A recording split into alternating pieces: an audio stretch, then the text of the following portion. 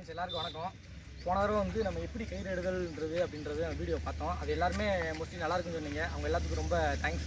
இப்போ வந்து நம்ம எப்படி நீளம் தாண்டுதல், அந்த நீளம் தாண்டுதலுக்கான யுக்திகள் என்னன்னு இப்போ நம்ம பார்க்க போகிறோம். நீளம் தாண்டுதலில் வந்து நம்ம என்னென்ன பார்ட்ஸ் இப்போ நம்ம முறையாக வலுப்படுத்துன்றதை இப்போ நம்ம பார்க்க போகிறோம்.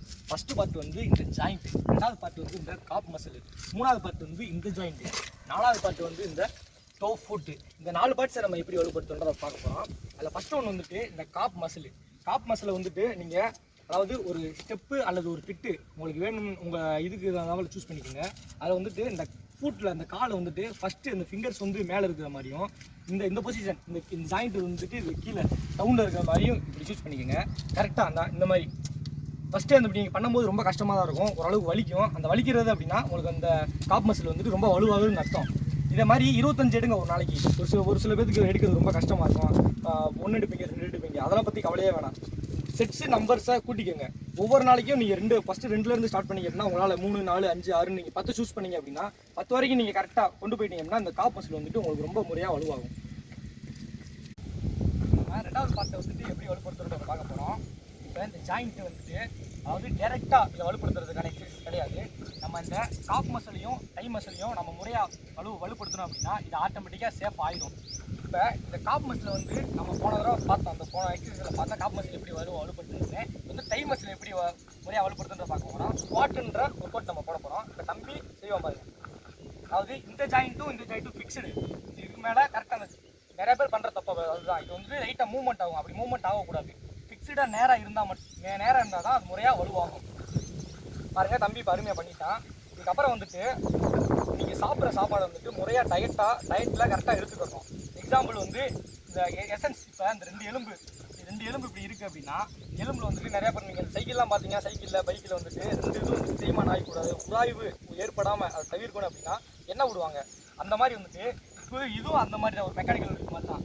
இந்த எலும்பு 2 எலும்பு இருக்குன்னா இந்த இடத்துல வந்து எசன்ஸ் வந்துட்டு கரெக்டாக போதுமான அளவுக்கு போய் சேரணும் அப்படின்னா நீங்கள் B12 அப்படின்ற விட்டமின் அதிகமாக இருக்கிற உணவுப் பொருட்களை நீங்கள் அதிகமாக எடுத்துக்கிறணும். இப்போ நிறைய பேர் வந்துட்டு B12 விட்டமின் நிறையா சாப்பிடுவீங்க, இருந்தாலும் ஓகே வந்துட்டு இது வந்து நீங்கள் பீஃப் அல்லது மீட், அதாவது மாட்டுக்கறி அல்லது ஆட்டுக்கறி நீங்கள் முறையாக எடுத்துக்கிட்டீங்க அப்படின்னா அந்த எசன்ஸ் B12ன்ற வைட்டமின் வந்துட்டு ரொம்ப அதிகமாக கிடைக்கும்.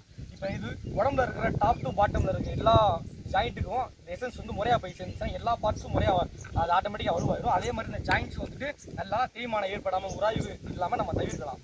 இப்போ நீங்கள் எடுத்துக்கிட்டீங்க பொதுவாக எடுத்துக்கிட்டிங்கன்னா உசைன் போல்ட்டு, கிறிஸ் கெயில்ன்ற அந்த 90% ஸ்போர்ட்ஸ்மேன் வந்துட்டு இதை கண்டிப்பாக எடுத்துக்கிடுவாங்க. இந்த மாதிரி நீங்கள் எடுத்துக்கிட்டீங்க அப்படின்னா இந்த ஜாயிண்ட் வந்துட்டு கரெக்டாக வலுவாயிடும். இப்போ நம்ம லாங் ஜம்ப் எப்படி தவறுன்ற மெத்தட் நம்ம பார்க்க போகிறோம். லாங் ஜம்ப் நீங்கள் பேசிக்க தவும்போது உங்கள் பாடி வந்துட்டு வெர்டிக்கலாக இருந்துச்சு அப்படின்னா, நீங்கள் வெர்டிக்கலாக தவறீங்க அப்படின்னா உங்களோட தவும்போது உங்கள் டிஸ்டன்ஸ் வந்து ரொம்ப ஷார்ட்டாக கிடைக்கும். அதாவது நீங்கள் ரொம்ப ரீச் ஆகணுன்ற டைத்துக்கு ரீச் ஆக முடியாது, டிஸ்டன்ஸ் வந்து ரொம்ப ஷார்ட்டாக கிடைக்கும்.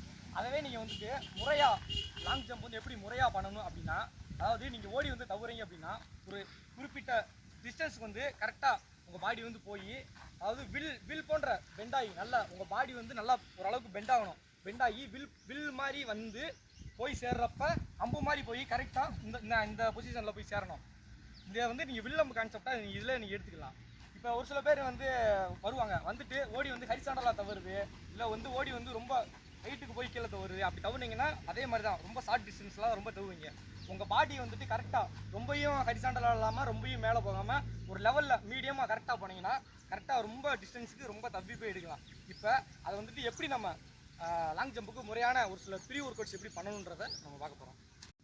இப்போ நம்ம ப்ரீ ஒர்க் அவுட்ஸில் வந்து இப்போ நம்ம என்ன பண்ணுறதை பார்க்க போகிறோம். அதில் ஃபஸ்ட்டு வந்து ஸ்கிப்பிங் பண்ணும்போது வந்துட்டு இந்த மாதிரி ரொம்ப ஹார்டாக இருக்கிற தரையிலையோ இந்த மாதிரி ஹார்டாக இருக்கிற இடத்துலையோ நீங்கள் பண்ணீங்க அப்படின்னா உங்கள் எலும்பு வந்து தேய்மானமாகும். அதுக்கு நீங்கள் இந்த மாதிரி சாஃப்டான மண், அதாவது சாயில் கண்டிஷன் வந்து ரொம்ப சாஃப்டாக இருக்கிற மாதிரி இடத்த சூஸ் பண்ணி நீங்கள் டெய்லி ஒரு 10 நிமிஷம் பண்ணிங்கன்னா போதும். அது வந்துட்டு நல்லா உடம்பு வந்துட்டு அதுக்கேற்றாப்புல வலுவாகும். ரெண்டாவது வந்து எப்படின்னா அந்த போன இதில் சொன்ன மாதிரி தான், அதாவது உங்கள் உடம்பு வந்துட்டு வில் மாதிரி பெண்ட் ஆகணும் அப்படின்னா இந்த ஒர்க் அவுட்டை வந்து டெய்லியும் நீங்கள் கொஞ்சம் நேரம் பண்ணிங்கன்னா உங்கள் உடம்பு வந்துட்டு நல்லா பெண்ட் ஆகிடும். அதுக்கப்புறம் வந்துட்டு உங்கள் கை வந்துட்டு அதாவது இந்த பொசிஷனில் உங்கள் கை வந்துட்டு இந்த மாதிரி வச்சிங்க அப்படின்னா உங்கள் ஃபினிஷிங், அதாவது நீங்கள் வந்து தவிர அந்த லாஸ்ட்டில் எண்டிங் வந்துட்டு கரெக்டாக அமையும். அதே மாதிரி இந்த மாதிரி இந்த மாதிரி செஞ்சேன் அப்படின்னா உங்கள் பாடி வந்துட்டு அந்த அம்பு போனாட்டே எப்படி வீல் சொன்னமோ அந்த மாதிரி வந்து இந்த வட்டம் அம்பு உங்கள் கரெக்டாக ஓடி வந்து தவும் போது உங்கள் ஃபினிஷிங் வந்து ரொம்ப அருமையாக இருக்கும். லாங் ஜம்பில் வந்து 2 தான் ரொம்ப முக்கியமானது. ஃபஸ்ட்டு வந்துட்டு பயம் வந்துட்டு இப்போ நம்ம ஓடி வந்து நம்ம ஃபவுல் அடிச்சிருவோமோ இல்லை ஓடி வந்து நம்ம ஷார்ட் டிஸ்டன்ஸை தவிடுவோம்னு நிறைய பேர் பயப்படுவீங்க. அந்த பயத்தில் ஃபஸ்ட்டு விடணும். நம்மளால் முடியும், இந்த இதில் இல்லாட்டி அடுத்த தடவை நம்மளால் கண்டிப்பாக தவ முடியுன்றது பயத்தை நீங்கள் ஃபஸ்ட்டு போகணுங்கனாலே நீங்கள் லாங் ஜம்பில் வந்துட்டு ஈஸியாக நீங்கள் தவிரலாம். செகண்ட் ஒன்று வந்துட்டு ஃபவுலு. இப்போ நிறைய பேர் ஓடி வந்து இப்படி தவுவாங்க, அது வந்துட்டு ஃபவுல் அடிச்சிருவோமோ நம்ம டிஸ்குவாலிஃபை ஆகிடுவோம்னு சொல்லிட்டு பயப்படுவீங்க. இப்போ அதாவது அப்படி பயப்படுவீங்க.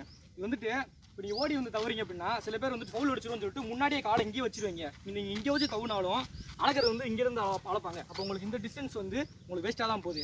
இதுக்கு தான் வந்துட்டு ஃபஸ்ட்டு நம்ம ஸ்டெப் எடுக்கணும். ஸ்டெப் எடுக்கிறது வந்து எப்படின்னா இந்த கட்டையை பார்த்துங்க. கட்டையில் வந்துட்டு காலை வந்துட்டு கட்டையில் பாதி இந்த மாதிரி இந்த இதில் வச்சு நீங்கள் உங்களால் நேச்சராக எவ்வளோ தூரம் ஓடி வந்து தவ முடியுமோன்னு பார்த்துக்கோங்க. அப்படி ஸ்டெப் எடுத்துங்க. அப்படியே அது இந்த ஸ்டெப்பை வந்து கரெக்டாக மெஷர் பண்ணிக்கோங்க. இப்போ தம்பி ஓடுறான், தம்பி ஓடிட்டு அந்த ஒரு இடத்த மார்க் பண்ணிவிட்டு இப்போ நீங்கள் ஓடி வரும்போது கரெக்டாக அங்கேருந்து நார்மல் ஸ்பீடில் ஓடி வந்து, அதாவது இங்கே வந்துட்டு இந்த ஸ்பீடு நார்மலாக அங்கேருந்து, அதாவது இப்போ நீங்கள் சிறுத்தை சிங்கத்தை எடுத்துக்கிட்டிங்கன்னா ஒரு விலங்கை வேட்டையாடும் போது அது ஸ்டெப் எடுத்தோன்னே எல்லாம் ஃபாஸ்ட்டாலாம் போகாது. ஃபஸ்ட் எடுத்தோன்னே மெதுவாக ஓடி வந்து அந்த கரெக்டாக அந்த கோலை அடையும் போது தான் ரொம்ப ஃபாஸ்ட்டாக. அது மாதிரி அங்கேருந்து நீங்கள் நார்மலாக ஓடி வந்து இங்கே வந்துட்டு உங்கள் மேக்ஸிமம் ஸ்பீடு உங்களால் எவ்வளோ தூரம் ஃபாஸ்ட்டாக ஓட முடியுமோ அவ்வளோ தூரம் ஃபாஸ்ட்டாக ஓடி வந்து இங்கே வந்துட்டு உங்கள் ஃபோர்ஸ் வந்துட்டு ரொம்ப ஹையில் கொடுத்தீங்கன்னா உங்களால் ரொம்ப டிஸ்டன்ஸில் தவ முடியும். அதுக்கப்புறம் வந்துட்டு இந்த சுவு வந்து ரொம்ப மஸ்ட்டு. இங்கே சுவு வந்துட்டு போடாமல் நான் தவ வரேன் அதெல்லாம் வேணாம். கண்டிப்பாக நீங்கள் உள்ளே வரீங்கன்னா கண்டிப்பாக சுவை கண்டிப்பாக போட்டு ப்ராப்பராக வந்துட்டு நீங்கள் வந்து லாங் ஜம்ப் பண்ணுங்கள். அப்புறம் வந்துட்டு இந்த கட்டை இப்போ ஒரு சில கிரவுண்டில் இருக்கும். இப்போ இந்த இங்கேயே பார்த்துங்க, இந்த கட்டை வந்துட்டு இதை வந்துட்டு ரொம்ப இதாக இருக்குது. இது வந்துட்டு இந்த மண் வந்துட்டு சேமாக, அதாவது மண்ணும் கட்டையும் சேமாக இருக்கிற மாதிரி இடத்துல ப்ராக்டிஸ் பண்ணுங்கள். அந்த இடத்துல தவ பாருங்கள். இப்போ இந்த மாதிரி இருந்துச்சுன்னா நீங்கள் ஓடி வந்து தவும் போது இந்த இங்கே அடித்து கீழே விழுகலாம், இல்லை இங்கே அடிச்சுன்னா உங்கள் விரல் போகலாம். அதுக்கப்புறம் ப்ராக்டிஸ் பண்ண முடியாமல் போகும் கொஞ்ச நாள். அதனால் வந்துட்டு இது ரொம்ப ரொம்ப முக்கியம். இது ரொம்ப பார்த்துக்குங்க. அதுக்கப்புறம் வந்துட்டு சாயில் கண்டிஷன் வந்து அதாவது ஆற்று மண், அதாவது சளிச்ச ஆற்று மண் வந்துட்டு அது நிறையா இருக்கிற மாதிரி அந்த இடத்துல வந்துட்டு ப்ராக்டிஸ் பண்ணுங்கள். இப்போ இந்த மண்ணை நீங்கள் பார்த்துக்கிட்டிங்கன்னா கல்லுக்கெல்லாம் ரொம்ப அதிகமாக இருக்குது. இந்த மண் வந்துட்டு நம்ம வீட்டு பக்கம் இருக்கிற தரம் சும்மா நார்மலாக இருக்கிற தரமாக இருக்குது. இப்போ இந்த இடத்துல வந்து நீங்கள் தவுனீங்கன்னா உங்களுக்கு அடிபடலாம், இல்லாட்டி வேறு அந்த மாதிரி ஏதாச்சும் ப்ராப்ளம் வரலாம். நீங்கள் ஃபஸ்ட்டு வந்துட்டு சேஃப்டி நீங்கள் ஓடி வந்து தவுறீங்க அப்படின்னா கரெக்டாக போய் அதை தூக்கும் போது அந்த மண் வந்துட்டு உங்கள் பாடி கண்டிஷன் வந்துட்டு கரெக்டாக இருக்கிற மாதிரி நீங்கள் பண்ணணும்.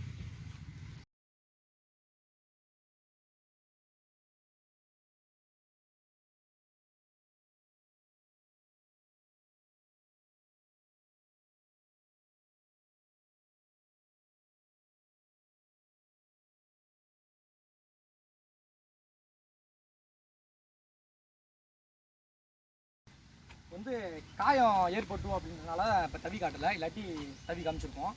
இன்னமும் அதுக்கடுத்து வந்துட்டு நிறையா வீடியோஸ் நான் உங்களுக்கு யூஸ்ஃபுல்லாக போடுறேன். பார்த்துங்க. தேங்க்ஸ்.